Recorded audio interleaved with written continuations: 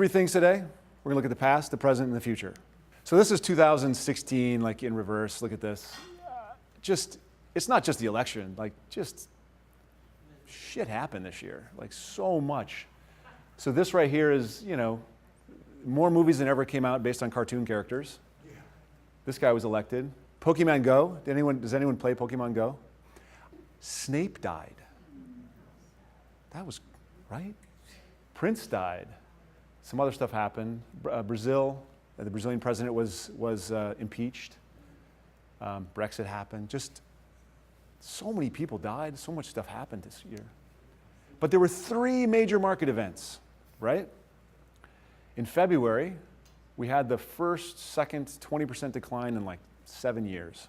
It ended on February 11th with a Dow at 15,660. I'm not a numerologist, but that's 9,000 points above the 2008 low of 6660. And it ended the year at 20,000, which is like 4,500 points above that. So just kind of a stop on the line. And we talked a lot about this at the halftime report. Oil dropped. The first thing that happened when oil drops is oil revenues drop. And that destroyed energy, and that really, really hurt the S&P earnings, right? Second thing that happened was the dollar was skyrocketing. So it was very difficult to export, so that was a problem. Okay, so that's what happened in this first chunk right here. Brexit happened. Big dip, didn't happen, didn't matter 2 weeks later. So right here, that's the election. So this is the NASDAQ, the Dow, and the S&P, that dip. Notice this is 5% positive. So at the point of election, markets were up 2, 3, 5, 2, 3, 4%. At the end of the year, 7.5, 9.5, 12. This night, you guys were watching returns, right? What did everyone say? Market is going to hell tomorrow. 800 points down in the Dow was the print that I saw the night before. Anyone see something else? No? Everyone saw that? What happened? No one has any clue, do we? I don't. The market opened up. Market opened up huge. So we've got to remember, we're in a bubble here. There's another half the country that's almost half the country that's celebrated the same thing that we're all depressed about. But this is a better story right here. This is a whole jumbled mess. This is the sectors of the S&P. So I'm going to look at two sectors. So this is the election, right? This is November, right here. You see all these lines, right? Big green line, purple line. There's a lot of negative right there. That was the day of the election. So look at consumer discretionary. It starts at about 5 and goes at about almost 18. So consumer discretionary. This is the money that we can spend after we've met all our staples. This is our ability to buy cars and buy better TVs, and this is our discretionary spending. Second thing is financials. Financials is this really, really light blue one. Ended up here. Look at that. So financials started here at 1, all the way up there to 20. It's right after the election. The S&P shot up, the Dow shot up, but two sectors make up a huge part of that. Nothing really cratered. Nothing fell apart. Healthcare had some problems. Energy had some. Utilities. Energy didn't. Utilities had some problems. But those two sectors did incredibly well. Why would consumer durables do so well? Or why would consumer discretionary do so well?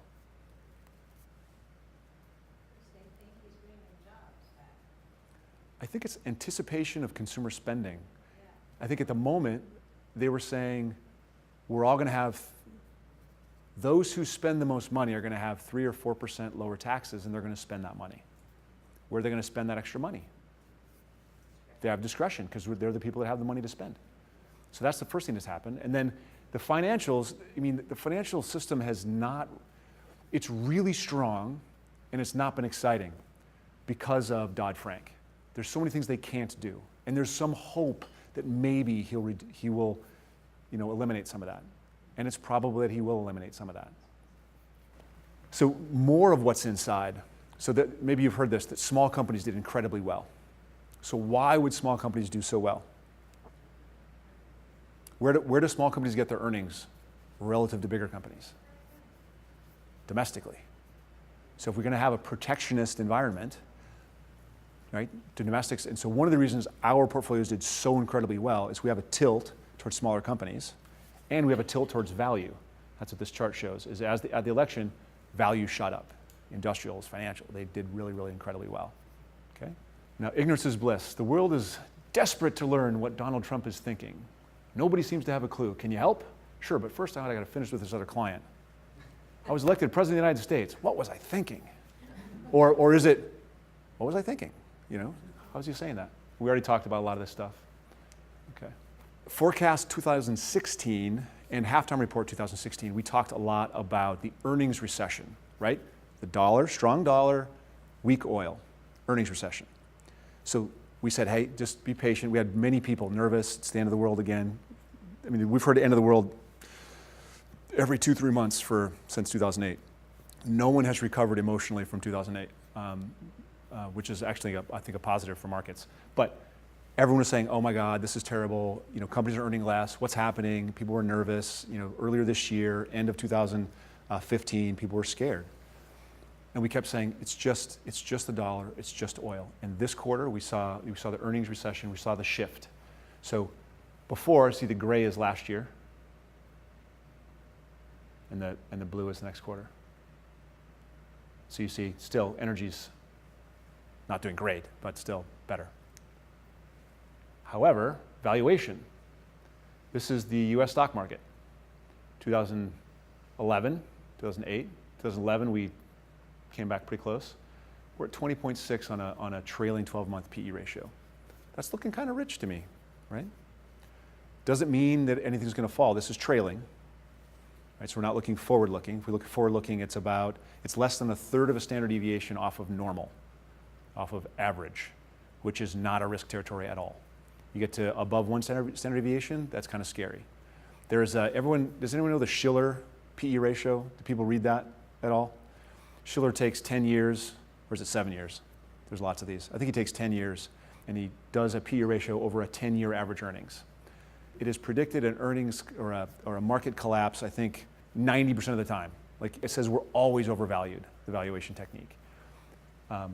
This tells me that the US is getting a little bit overvalued. It's not terribly overvalued yet, but lots of opportunity out there. So this is the Japanese market. It's still 51% below their high in 1989. This is the entire emerging market, 35% below the October 2007 high. The European Union is still not recovered. So while the US is getting more and more highly valued, while our prices are going up, emerging markets and European countries have not done as well.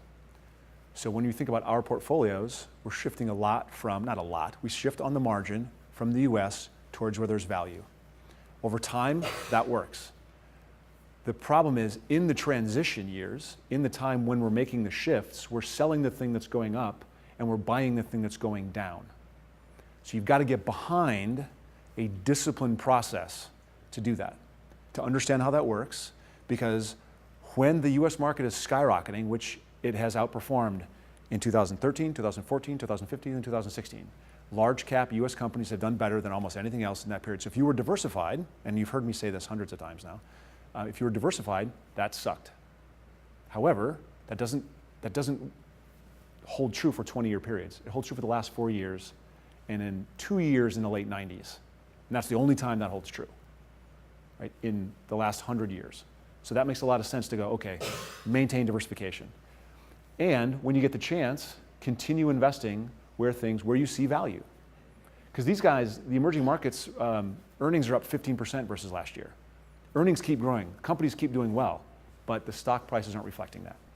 Trump has actually said, we want a strong dollar, and now he says we don't want a strong dollar. So let's talk about what a strong dollar does. And notice how these are in opposition. So pros for the United States, US consumers have greater purchasing power. Cons, US goods more expensive, reduced demand for exports.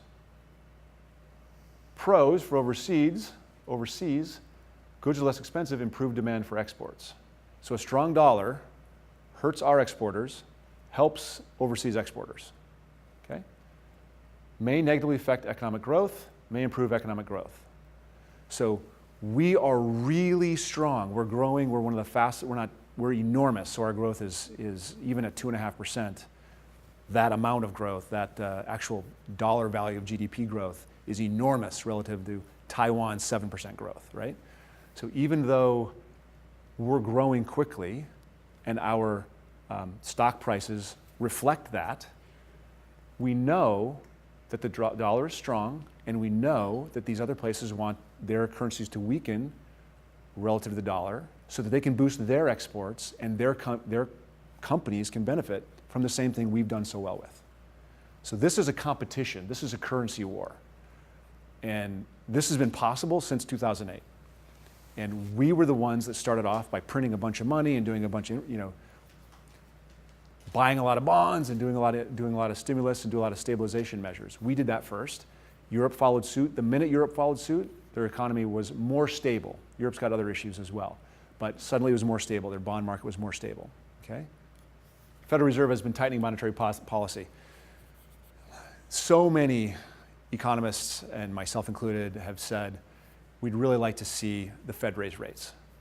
And I think what we're going to see, and we've now seen it for the second time, and I think that the markets absorbed it very well, much better than it did last year. I think what we're going to see, and the Fed has actually forecast 3 increases this year. If we see fiscal stimulus, this will be cover for Yellen or whoever is the head of the Fed to raise rates. So if we see fiscal stimulus, because it may be late in the cycle for fiscal stimulus, right? It may be a little late to do a lot with fiscal stimulus. So we probably won't see a big benefit from fiscal stimulus. But if we do fiscal stimulus and the head of the Fed says, oh, we're stimulating here, maybe that's an opportunity for them to raise rates and get us back to somewhere normal. So when the next thing happens, we're ready to reduce rates again. So there may be a sort of an oppositional stimulus play here that happens. If I was Yellen, which I'm never going to be, but if I was, I would look at that as an opportunity to raise rates. And I think we'll probably see 3 or 4 in 17 and 3 or 4 in 18. I think the federal government estimates of employment are probably low or high. They're assuming 4.5% employment by the end of the year. We'll probably see 4% by the end of the year. I think we'll see a lot of employment pickup, and I think we'll finally see, we have already seen some, we'll see some wage growth too. So this is the bond market from way back when, 1965, way before I was born, all the way down to now. Sorry, I had to do that. So this is 1981. 10-year Treasury at over 15% interest. This is important to put in context. So in a portfolio, this is $10,000 invested over each time frame. This is 1946, 1981, 1981, 2015. Same time frame. Okay, so this is a falling rate environment.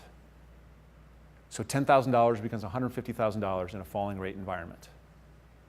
Right, that's because the value of the bonds you're buying go up in value, your interest is high, right? Oh, this is a rising rate environment. So the thing we don't know is we don't know if we increase rates for a little bit and then we pause and we increase rates a little bit more and we find equilibrium. That could happen. Or we overstimulate with some fiscal stimulus, we fix all the bridges, we invest in a lot of infrastructure, we hire a lot more federal employees, we boost the economy with money. The economy takes off, and then we have inflation, and so then we're raising rates to chase down inflation. In a rising rate environment, bonds give us nothing. They protect our capital, that is it. So what does that mean for a diversified portfolio that has bonds in it? Because you'd be crazy not to have some bonds in it for protection, right? Well, I actually really like equities, so I can stomach a lot of volatility, but not everyone can. So bonds is the ballast to volatility in equities. And if bonds is your ballast, you're just going to have a lower total return for the foreseeable future. So if you have long-term bonds, if you buy a 30-year bond today, and it's paying, what is it today? 4%? And you spend $1,000 on it. If rates go up 2%, that $1,000 bond is going to be worth $800. Right? So the danger in long bonds is the valuation decreasing. So you have to play kind of a barbell game here. You have to, for our fixed income, because we only use it for defense. We're not using it for return, we're using it for defense. And if we just use it for defense, you want to stay short. And you just want to not get return. Because the risk of rates rising is really high. If there's one of the things that I think Trump brings to the table that's risky is the potential for overstimulus of the markets. There is, I don't know if you guys saw this last week, the greatest small business optimism jump since 1980 occurred last week. So small businesses they haven't felt any love yet. They're anticipating the love. They're anticipating the love. They believe that the love is coming. And what is the love? Well, the love is lower tax rates, lower regulation, and they might get some of that. That's exciting for them. They might hire more people, they might build more plant equipment, they may buy more stuff that helps them produce more and sell more. That might be good. That's very stimulative. And at the same time, we might borrow money. The feds might borrow money, or like Krugman has been saying, we should do it forever. Trump might do it. And if he does it and spends it, that's stimulative too. So if we really go a little crazy here, we could find ourselves in an overstimulative environment. Because we are growing, we are stable, we are strong. Now, to boost it too much here is potentially dangerous. And that's, anyway. So Brexit vote, and we're noticing here, this is that bottom. So right here, you see this jump. Whoop.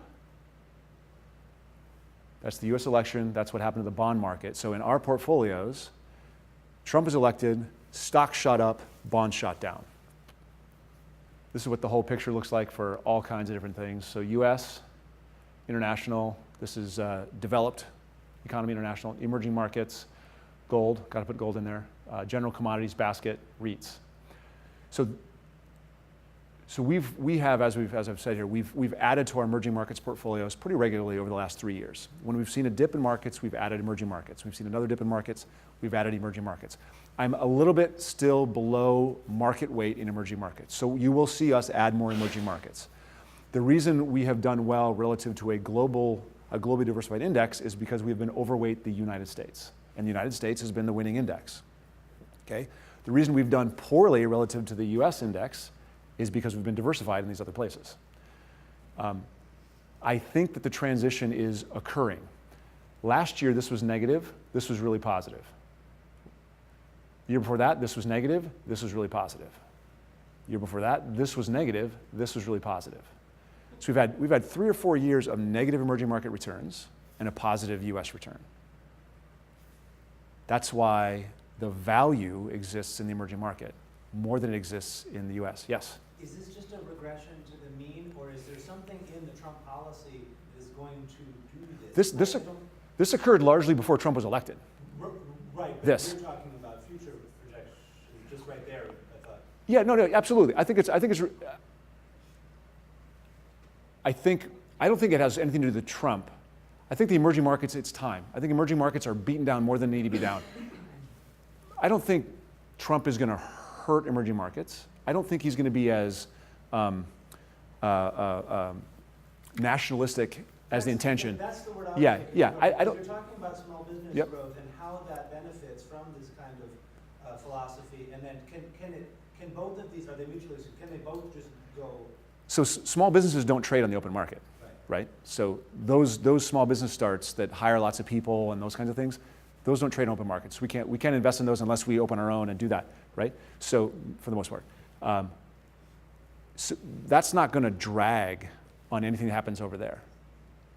Right? Just as a matter of policy, if something, as a matter of policy, promotes those. Yeah, and right now there's no policy promoting it, right? Now it's just excitement. So if the excitement is enough to boost, and there's lots of conversations about just confidence being the thing that does it, and confidence goes a long ways for a small business person to take risk. If I think I can be profitable, I'm going to engage in that. Period. If I think I can make money at it, I'm going to try to do it. If I'm a little nervous, if I'm not sure what the regulatory environment's going to be, if I'm not sure if I can afford I'm not going to invest in it, right? So just the confidence does a lot in a business environment for investments. the transition between this not working to working has nothing to do with Trump. It has to do with our reversion to the mean. It also has to do with our psychology. Last 3 or 4 years, more money has been drawn away from emerging markets and purchased the S&P 500 because the S&P 500 was doing so well, right? So that's probably part of the reversion to the mean, right? So ultimately, people will go, wait a second, I can buy $10 of their earnings for $100 here, or I can buy $10 of their earnings for $40 there. See, let's see, $40 is less than $100. I'm going to buy $10 of their earnings for $40. And that's what they're doing when they're buying emerging markets now. They're going to suffer some volatility because everyone says it's bad and it's scary, but those companies are stable, they're well managed. The people that are running the companies there graduated from Harvard, they went to Yale, they went to great schools, they're smart people. They have a more volatile environment they might operate in, but they also sell globally. Sony, it's not an American company. All right. 2016 ended on a positive note. Employment was better, earnings were better. There's so many positives that are coming out of 2016. Trump can't ruin those things.